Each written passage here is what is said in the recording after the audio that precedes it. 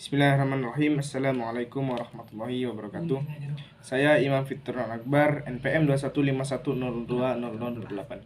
Di sini saya akan mereview jurnal Adab Membaca Al-Quran dengan penulis Mustafa. Menurut jurnal ini, membaca Al-Quran adalah suatu pengamalan bernilai ibadah kepada Allah. Ini dapat dilakukan dengan cara memberdayakan lisan, mata, pendengaran, akal, dan hati. Adab membaca Al-Quran dalam jurnal ini dibagi menjadi 3. Adab sebelum membaca, adab selagi membaca, dan adab setelah membaca Al-Quran. Baiklah, saya di sini akan merinci satu persatu dari adab-adab tersebut. Yang pertama, adab sebelum membaca Al-Quran. Sebelum membaca Al-Quran, perlu diketahui beberapa syarat yang harus dipenuhinya. Artinya, sesuatu variabel yang harus dipenuhi sebelum melakukan agar membaca Al-Quran dapat menghasilkan sesuai dengan harapan kaidah membaca Al-Quran. Yang pertama itu niat. Ada membaca Al-Quran sebelumnya harus difokuskan kepada niat kita. Apa niatnya? Beribadah dengan menjalankan perintah agama Allah. Artinya, mengabdi kepada Allah sebagai Tuhan yang menurunkan Al-Quran yang di dalamnya terdapat ajaran agama Islam sebagai pedoman hidup manusia, hidup di alam dunia menuju dalam akhirat. Yang kedua, adab sebelum membaca Al-Quran adalah suci dan dari hadas besar dan hadas kecil. Adab membaca Al-Quran sebelumnya diisyaratkan suci dan dari hadas kecil dan hadas besar. Artinya, bagi seorang membaca Al-Quran tidak menanggung beban berupa hadas kecil yang diakibatkan dari perbuatan buang air kecil dan buang air besar, serta keluar angin dari dubur.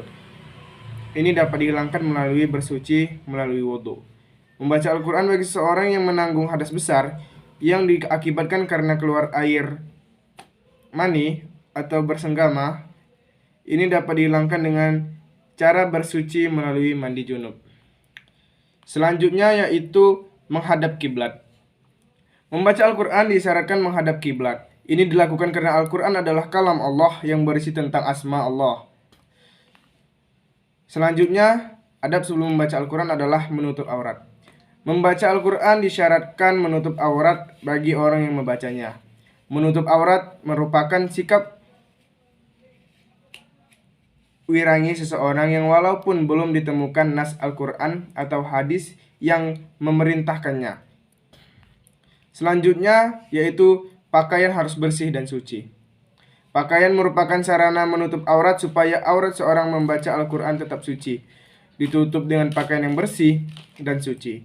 Pakaian yang bersih artinya pakaian yang tidak terdapat berhalangan yang melekat padanya, seperti hadas besar dan hadas kecil. Selanjutnya, tempat yang tidak najis. Membaca Al-Quran yang disyaratkan menempati pada tempat yang tidak najis atau suci. Artinya tempat yang suci dari kotoran-kotoran, karena tempat yang kotor dapat mengganggu konsentrasi bagi pembacanya. Selanjutnya, membaca ta'awuz. Membaca Al-Quran disyaratkan membaca ta'awuz sebelum membacanya, karena ta'awuz merupakan lafaz yang berisi doa permohonan perlindungan kepada Allah dari godaan syaitan dan jin bagi orang yang akan melakukan suatu pekerjaan. Selanjutnya yaitu yang kedua, adab selagi membaca Al-Quran. Adab ketika membaca Al-Quran ada beberapa. Yang pertama yaitu membaca dengan tartil. Tartil artinya bagus.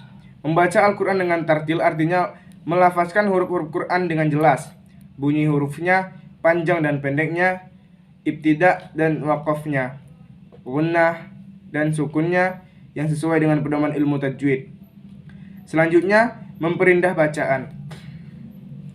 Memperindah bacaan Al-Quran artinya menghiasi bacaan-bacaan Al-Quran dengan suara yang indah, dengan menyesuaikan bunyi huruf dan panjang pendeknya sesuai dengan kaidah ilmu tajwid. Selanjutnya, membaca Al-Quran dengan suara yang keras. Mengeraskan bacaan Al-Quran artinya melafazkan huruf-huruf dari ayat-ayat Al-Quran dengan suara yang lantang. Tidak ada suara yang samar atau ragu-ragu bagi orang yang membacanya, sehingga dapat didengarkan dengan jelas. Yang selanjutnya yaitu mengingat isi bacaan Al-Quran. Yang dimaksud dengan mengingat isi bacaan Al-Quran adalah ketika seseorang membaca Al-Quran, keadaan mengingat isi bacaan yang terkandung di dalamnya. Isi kandungan bacaan itu meliputi akidah, akhlak, hukum, dan hikmah-hikmah serta nilai-nilai pendidikan yang ada di dalamnya. Selanjutnya, menghayati bacaan Al-Quran. Menghayati bacaan Al-Quran artinya memperhatikan dengan mengkonsentrasikan pikiran pada bacaan itu ketika membacanya. Memperhatikan bacaan Al-Quran diperintahkan oleh Allah dalam firman Allah yang artinya, maka apakah mereka tidak memperhatikan Al-Quran kalau kiranya Al-Quran itu bukan dari sisi Allah Subhanahu wa Ta'ala. Selanjutnya, menangis ketika membaca Al-Quran. Menangis ketika membaca Al-Quran dengan mencucurkan air mata akibat dari bacaan yang menyentuh jiwanya. Allah berfirman yang artinya, dan apabila mereka mendengarkan apa yang diturunkan kepada Rasulullah SAW, kamu lihat mata mereka mencucurkan air mata.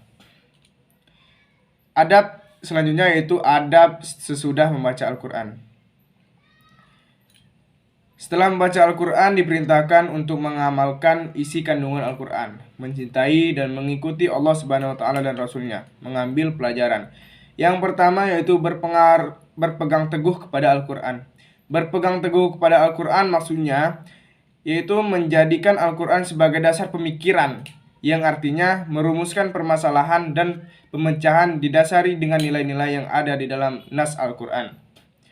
Selanjutnya, mengamalkan isi kandungan Al-Quran.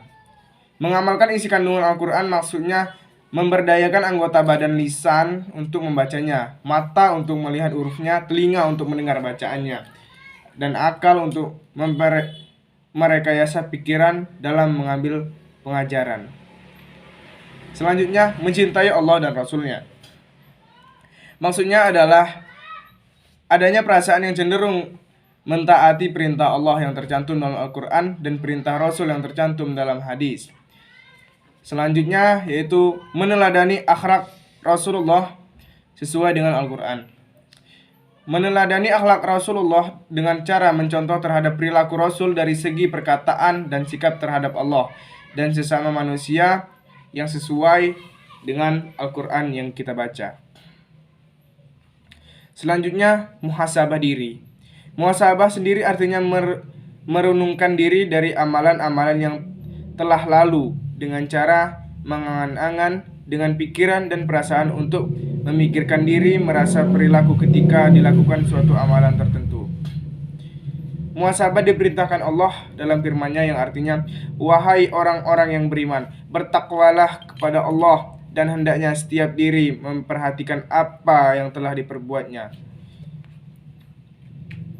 Jadi kesimpulan yang dapat kita ambil, saya sedikit menarik kesimpulan dari jurnal ini, yaitu membaca Al-Quran adalah suatu pengamalan bernilai ibadah kepada Allah yang dapat dilakukan dengan cara memberdayakan lisan, mata, pendengaran, akal, dan hati.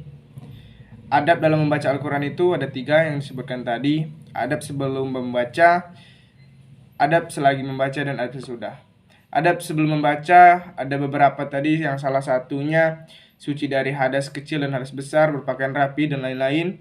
Selanjutnya adab ketika membaca dengan tartil, bersuara keras, dan memperindah suara.